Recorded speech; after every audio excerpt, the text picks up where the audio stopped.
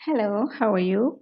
My name is Winnie Barawa again, and today I'll take you through prevention approaches to disability. So, if you're new, this is Medical Academy where we do classes and online discussions around health and any medical causes that you could be belonging to. And in today's class, I will discuss more on the approaches to prevent disability. So, number one, when you're looking at disability, there are general ways you can do or general ways someone can approach into ensuring you're free from disability issues.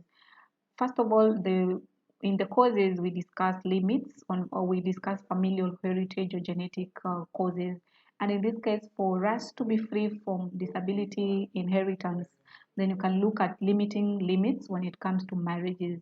Some people or some communities, they allow marriages within families or within the same family line. But again, there is danger there because you can easily inherit disability that could be passed from one generation to the other.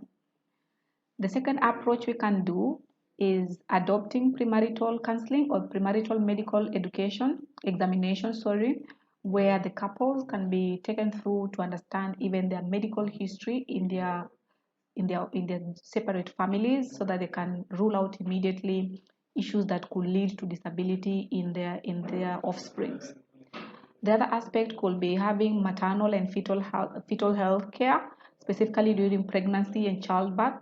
For example, you may find there could be disability obtained during birth, and a child can be born with trauma, or a child can be born with developmental disabilities. So, in this case, during pregnancy, it's very key that there is proper health care between the mother and the child so that you can have a positive outcome when it comes to delivery.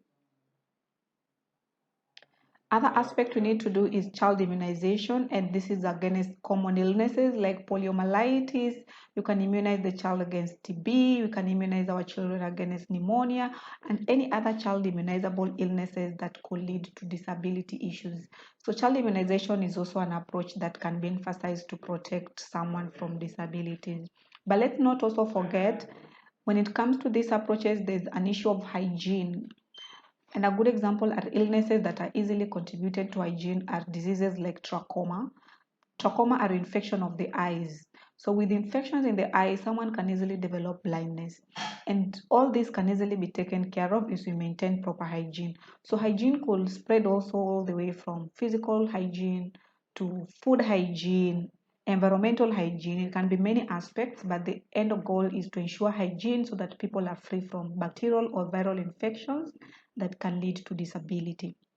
And then the other part is proper child care, in the essence that here we want to prevent issues like malnutrition, which is one of the leading causes of also disability, where children can easily complicate with rickets, marasmus, or even kwashiorkor. And as we've discussed earlier, this can lead to issues like fractures, and the person can end up with physical disability. But also, lastly, let's look at raising awareness from road hazards and also accidents or injuries. And if people are aware of how to handle ourselves on the road, whether a pedestrian or a cyclist, then we can all keep each other safe from such occurrences. So let's go now into specific approaches that can be implemented in prevention of disability. And I'll start with the first one that talks about primary prevention of disability. So by definition,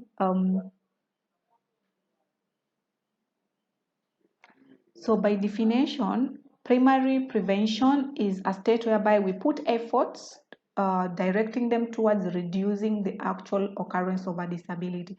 In here, we are saying the disability has not yet occurred, but our main role is to prevent it from occurring. So the people are free from the disability, and our main target is to ensure that no disability occurs. So it will include measures that can prevent either conceptions of individuals with disability or delay the development of a disability process. So with this approach of primary prevention, we are looking at examples. For example, here, we can look at genetic counseling, where we are saying if couples are looking into marriage and you can trace the history of these families in terms of disability presence or disability occurrences in all these family lineages, then you can easily counsel and guide them on the next steps to take before they end up having an offspring. Then the other aspect is immunizations, whereby we are able to protect children from communicable illnesses that can lead to disability as a complication. The other approach is improved prenatal, perinatal, and postnatal care. This is now looking at the mother, the child, and also after giving birth, what can be done to keep the child and the mother free from getting any form of disability. And then we have the issue of improved nutrition.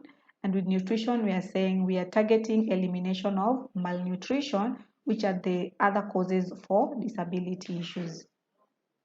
So let's look at the government also. We can't also rule out the role of government in preventing disability because some of these issues are guided by rules and legislation. For example, if the government can put it as a mandate that every child should be immunized, then a parent will have no choice but to do that.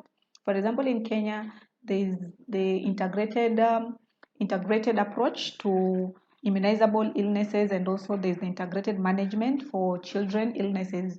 So you find that these regulations and legislation, they guide the mothers and the children on how to be handled. And as that, it becomes easy to guide and enhance the approaches in prevention of these disabilities. So we have also environmental and technological interventions, let's say for instance in preventing toxics and injuries. And with primary, you can do educational interventions like in reinforcing disability prevention programs and creating educational awareness areas where people can learn and enforce on ways to prevent this. The second category of prevention is what we call the secondary prevention of disability. And in secondary prevention, we say here the disability has already occurred, and your main role is trying to reduce the severity or the duration. So most of the time, the activities being done in secondary prevention, they're not going to eliminate the disability, or rather, they're not going to ensure it doesn't happen because the fact is it has already happened. But what they're going to do is they're going to identify activities or approaches that can reduce the severity of the effects. So here mostly we do screening and come up with treatment and interventions that can lessen the effects of this disability. So the examples here will include the screening and the treatment. So for instance, you've discovered somebody has had an injury. An injury is already a disability because it's bringing physical disability to the person. So what can be done? Then the best way is to start the person on treatment so that the trauma does not bring severe complications. So even if the disability might exist, but the effect will not be as worse as if there was no intervention. The last category of prevention here is what we call the tertiary prevention of disability. And by definition, with tertiary prevention, here I prefer to call it like the acceptance stage, where the person has already accepted the disability has occurred, there's nothing much you can do now, but the agenda is to reintegrate the person back to the community. So the aims of this stage, or the aims of the tertiary prevention, is to help limit or reduce the effects of the disorder or disability that is already present. So what happens is it involves a long-term approach of care and management of chronic illnesses that the person can actually lead a normal life. So there's an acceptance that the disability has occurred.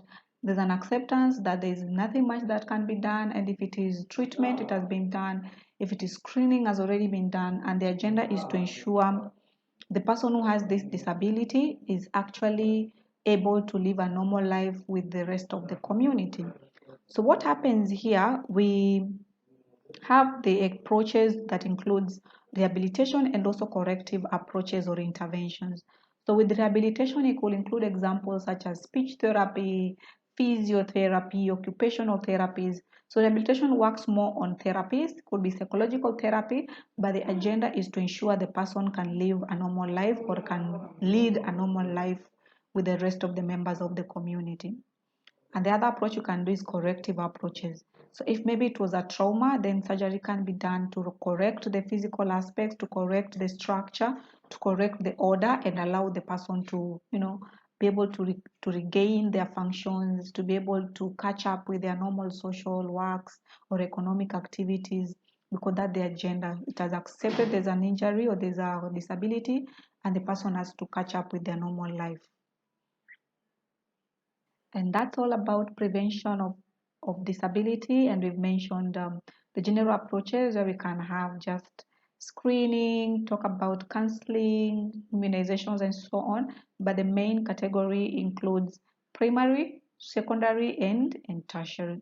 So if you enjoy content that deals with issues like the ones we are doing, don't forget to like our content, comment, share, and also click on the subscribe button, or also click on the notification buttons so that you can easily know when we post our next class. So till next time, thank you very much. And my name is Winnie Barawa. See you.